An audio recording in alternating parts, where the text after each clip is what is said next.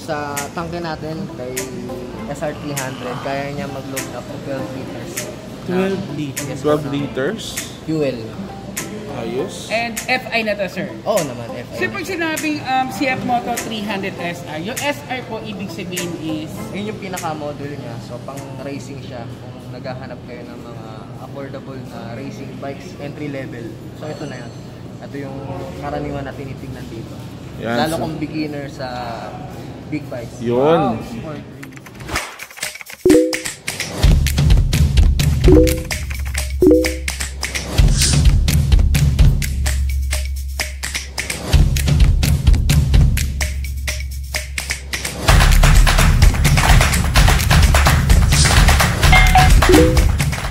Welcome back to our YouTube channel. Maraming salamat po sa 66,000 subscribers namin. At sana sa mga bago pa lang po, i-click nyo na po yung subscribe button at hit notification bell para ma-update po kayo sa lahat ng mga vlog na ina-upload po namin ni Walo. At kayo nga mga Chusero, nandito pa rin po kami sa Motostrada. Hi Walo. Hello. Pag-uusapan naman natin yung isa sa mga unit ng CF Moto, ang 300 SR.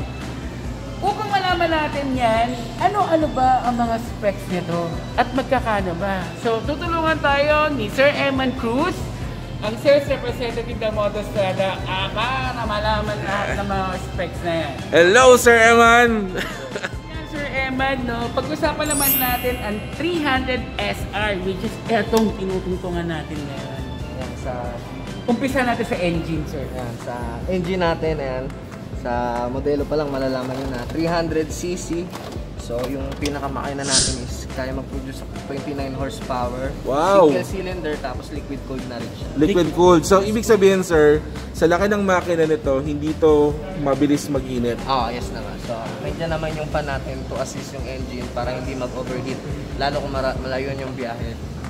Tsaka kung traffic. Kasi medyo laki ng makina, nakakatawa. Sunog eh. Okay, so good. It's liquid cooled. Thank you, sir. 300 SR po, ano po ang fuel supply nito? Sa tangke natin kay SR300, kaya niya mag-load up to 12 liters. 12 liters? 12 liters? Fuel.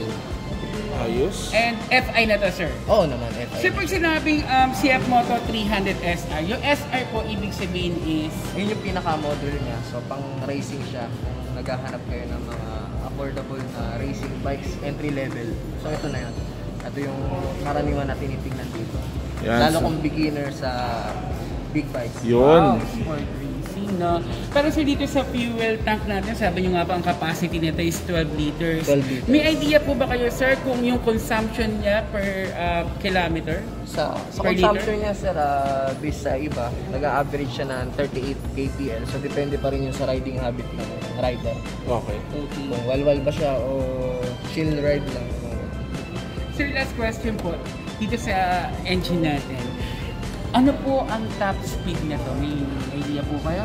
Sa ibang napanood kong vlog, ang latest top speed natin dito is 165. 165. Dahil nga magaang siya, so mamit niya yung gano'n. Pag-usapan na natin yung engine ng 300 SR. Pag-usapan naman natin, sir, yung chassis. Ano po ba yung front suspension at rear suspension na? Sa suspension natin, ito naka-inverted na siya. So mas maganda ang plane niya. So mas kailangan niya lalo lang mga racing bikes. Ayan. Tapos sa likod naman, naka-monoshock tayo. Monoshock. Yes po. Okay. Tapos sir, yung kanyang brake system. Sa braking system natin, sir, maganda yan dahil ABS na siya. So kung halimbawa magbe-brake ka ng biglaan, hindi ka Hindi ka tatalsik. hindi ka tatalsik, hindi maglalak yung mga katis.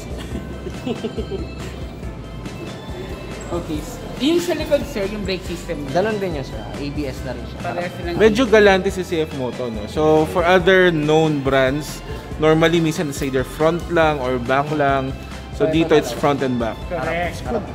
So, sir, yung gulong nito, ano po ba? Sa gulong niyan, pang truck talaga yung gulong niya. So makapit siya. Mapatuyo man o basa. Tubeless na po. Tubeless din yan. Bigated, no? So, ang ganda, no? Ang ganda, no? So, sir, ilan ang kulay ng available? Sa kulay na available natin, meron tayong black tsaka blue na tagtad ng mga stickers. Yan. And para clear. Sir, digital na ba ito? Yes po, yan po is TFT display na siya, colored na.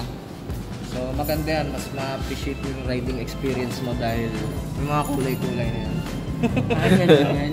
Makulay. Makulay ang buhay. And it's waterproof. Yes po, ako na. Ayan.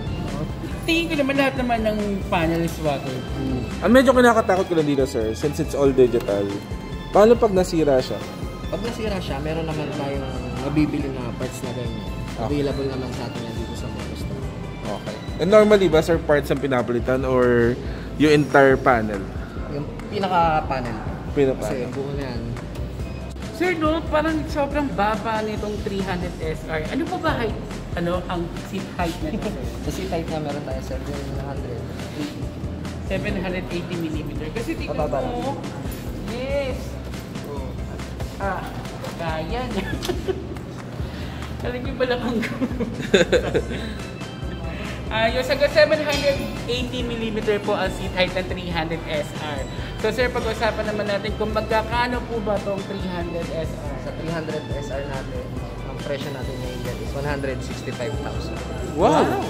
Oh, sabay pa kami niwala. Wow, 165,000 sa isang 300cc. Yes po. Diba? Big time! So sir, yun yung cash.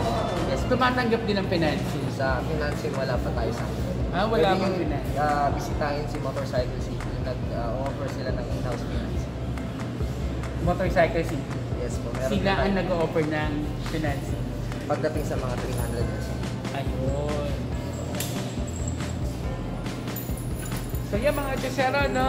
Lahat ng mga details niyan nasa description box lang po ng vlog na to. Makikita po ninyo yung mga contact, yung operations nila. So ngayon, ililipot lang po natin yung camera para mapakita namin sa inyo kung ano po yung kanyang physical